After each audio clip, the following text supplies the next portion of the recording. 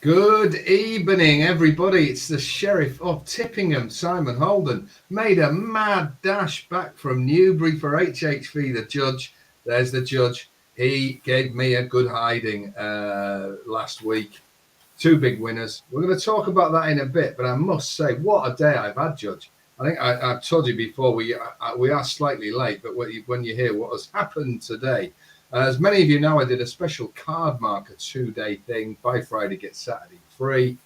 Well, one of the most extraordinary days in the history of HFC Club. We have had 4 big winners, a 4-timer, 864 to 1 4-timer, including a 22 to 1 winner, Vive Leroy, including Lilith, including In the Air, including Monsieur Lecoq. Unfortunate name, but it was a great win.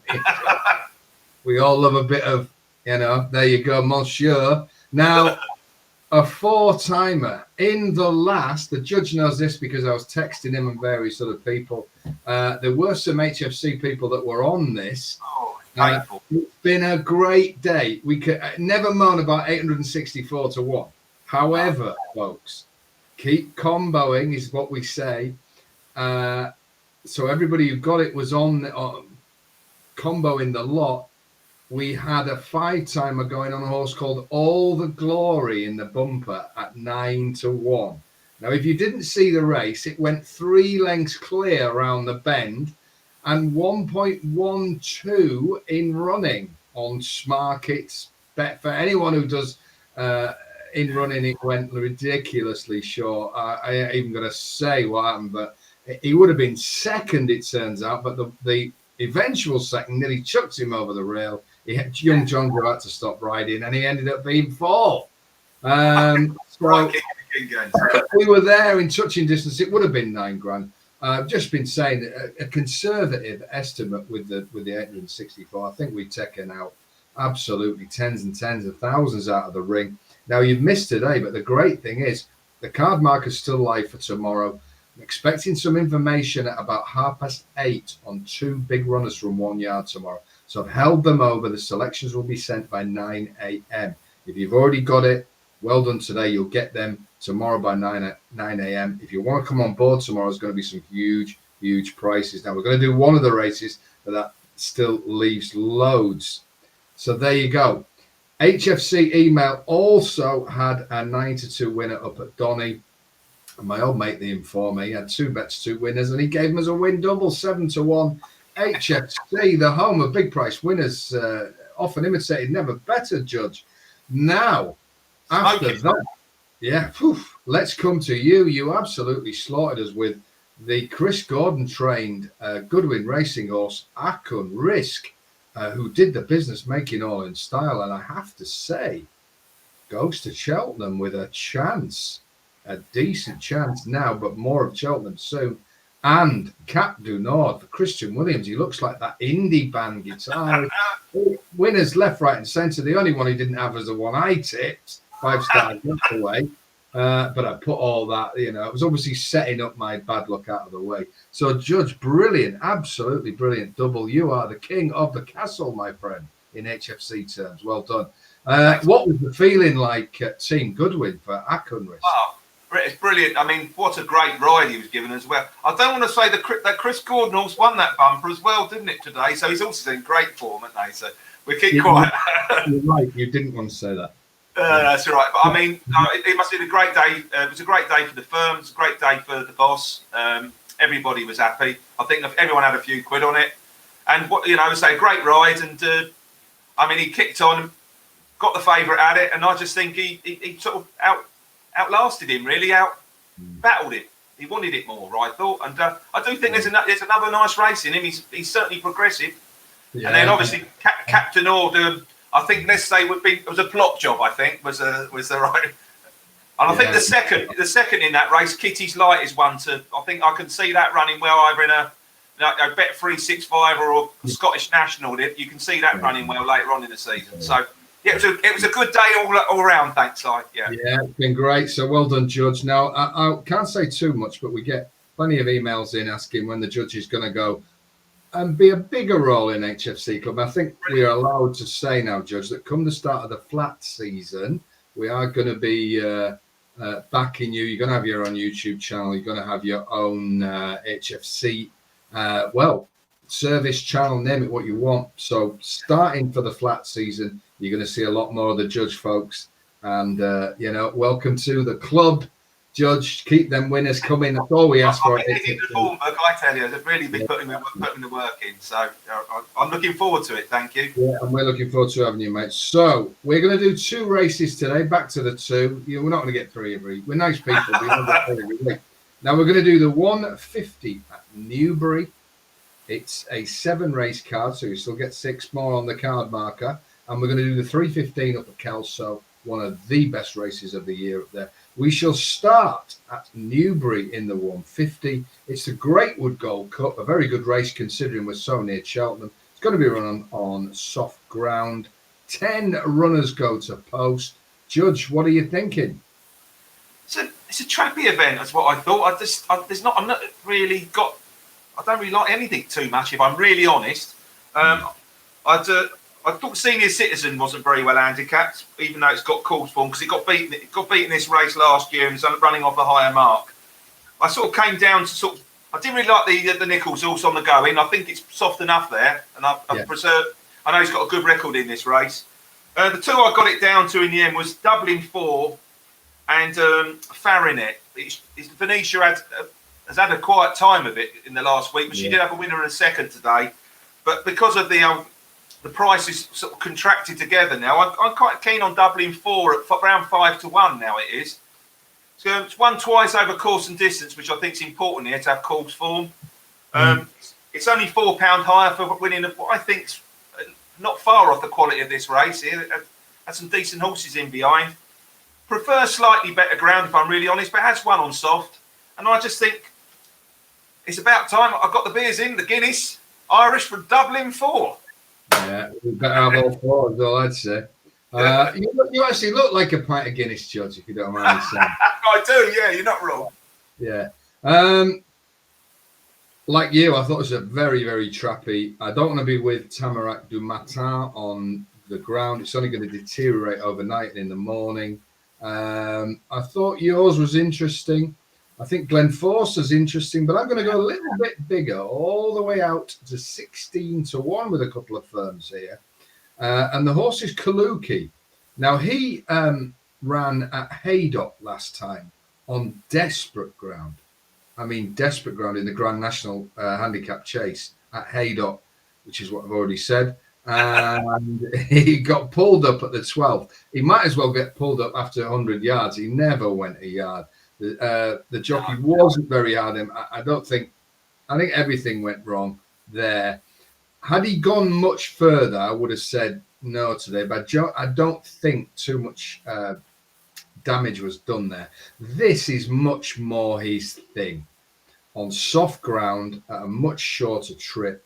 I thought he was an impressive winner earlier this season. I'm minded to put a line through that. He was 5th in a decent race the time before Haydock. I thought 16 to 1. I'm going to forgive him that Haydock. I thought it was such atrocious conditions that I would forgive a lot of horses for not going in that. I don't think he was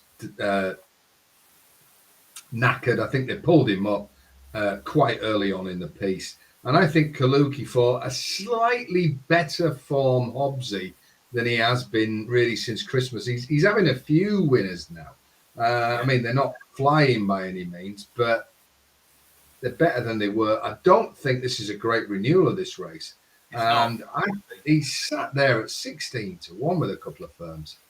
And it's Kaluki all the way for me. Get the 16s tonight. I could see him going off in single figures. I don't like the Nichols horse in this. I think the ground's too soft. Yeah, I agree. I think what people are doing is they're latching on to the fact that Nichols has had quite a few winners, so they're just backing them blind. But it doesn't matter. Race is pretty good as well, isn't it?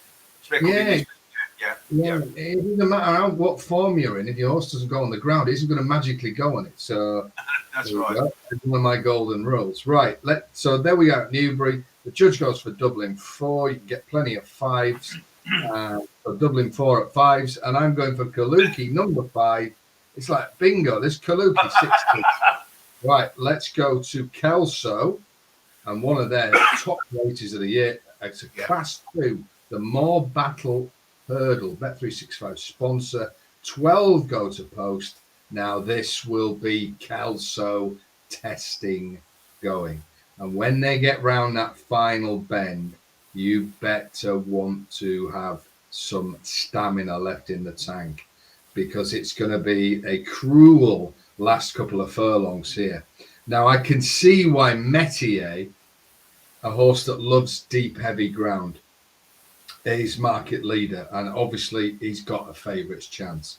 But the only thing I would say about Metier is he's often very heavily backed, and in 3 of the last 4 runs he's been heavily backed and not done the business. He did the business at Lingfield last time.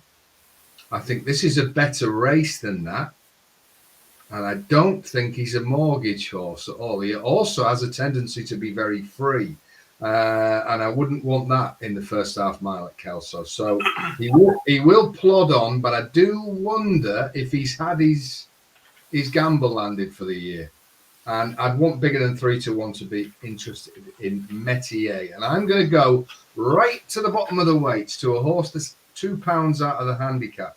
Now, I don't like betting in competitive races with horses at the wrong mark. However, this is a horse that you know well, Judge, because you tipped it last time. It's called Severance. He's trained by Ben Pauling, who is an upwardly mobile trainer. And what I do know about this race is that Brian Hughes had several opportunities. And I think it's very interesting that he's doing the minimum and he's riding for Ben Pauling. Because in this race, there's a lot of jockeys that put Hughesy up regularly. And that is I don't overly like to go on jockey bookings because they've got to ride something in the race. Absolutely. You can read too much into it. But I do think Hughesy being on, the horse loves heavy ground. I thought he ran a cracker last time behind Cormier. That was at Cheltenham. This is a good race. He'll prefer this ground. I think he's a cracking bet at 10-1 each way. I see him being bang there. I really, really do. Nobody has more winners round here than Hughesy. Like I say, he had options of plenty. He's come down on Severance. There is one firm going 10s. There's plenty of 9s about. 4 places, even 5. I cannot see him not being in the shake-up. If he is placed, you've got a profit, and I think he's got a decent chance of winning. So it's got to be Severance number 11. Now, Judge, what do you think on this one? Okay, well, Severance obviously went round the inside at Cheltenham last time as well, and I think that was a real negative. I think if he had come wide, he would have won last time out against Cormier. Yeah. I don't fancy Cormier at all. I think Severance has got a better chance and a better price, in my opinion. And a bigger price. Yeah, I just obviously Metier, like you say, I think it's got everything in its favour, but I think now it's getting to the stage where it's not so well handicapped now, and I'm happy to take him on at the price. Yeah. Boover Dare would eat this lot for breakfast if he was bang there, but you took reading all the comments, is it fit, isn't it? It's drifting now, but really would eat this lot for breakfast, especially on its 4th last time. That's a quality run last year. I just wonder if this is a prep run rather than. Do you see what I mean? So a prep run for what though? Well, it's going to Aintree, isn't it? There'll be a decent race at Aintree lined up. Probably. I mean, this is a valuable race. I mean, I can't believe it's not going to be, sort of nearly fit. But trouble is, going now, so it's sort of on the heavy side rather than just on the soft side. And all his best form has been good, soft, not soft, heavy. So I just think it will possibly get caught out in the last sort of up that long running. It's forever that long running, isn't it? Yeah. Then after that, I was looking at Voix de Rêve, actually. It ran in this race last year. It's a big price at 20-1, 25. That was a right funny one.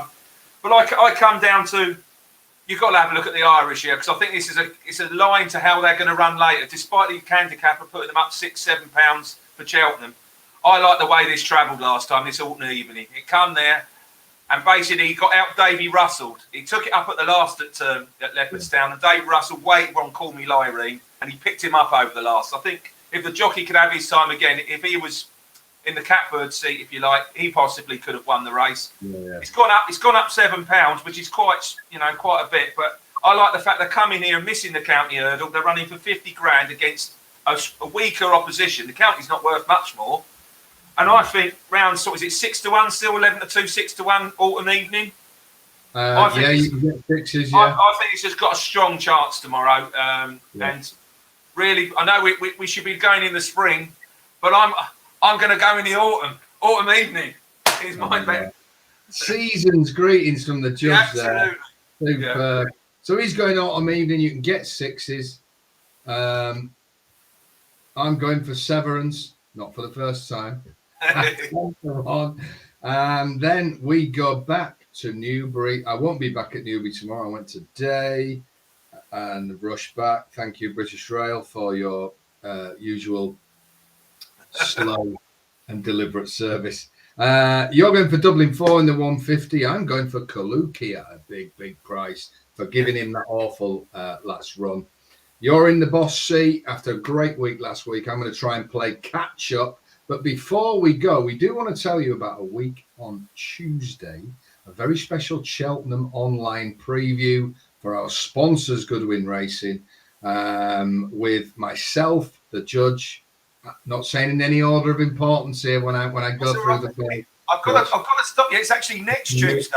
Next Tuesday. I'll tell you what, it would be good to do it a week on Tuesday night. Yeah, it'd be a bit late. It'd be a late break. I would guarantee I would go through the card. Yeah, you'll be mustard. yeah. So it's next Tuesday, like a few days' time. It's going to be online. Check out Holden Sources. It's got new people watching all the time. So check out the links. I will put the link as soon as I get it. But we're going to be online about 8 p.m. Yeah, that's the idea. Yeah. Goodwin Racing. We've got, again, I'll go through them. I'm not doing it in any order of importance. Me, I'm on. Yeah. The judge, Mike Catamol. He's going to be there. The great cat. He makes what is it? He makes Wurzel Gummidge look like the milk tray man. Or is it the other way around? Hang on. You're going to get yourself in trouble now. He makes the milk tray man look like Wurzel Gummidge. So that's it. You got it right. Right. Sorry, Cat. He's there. We've got the mighty Tom Cannon. Yeah, he's on fire. The fantastic Gavin Sheehan. So this, more than any, will be a real... Don't forget Ben as well. And Ben with the prices and all the news and views. It is absolutely tip-top. It's going to be fantastic. It's going to be free for everybody to Zoom in.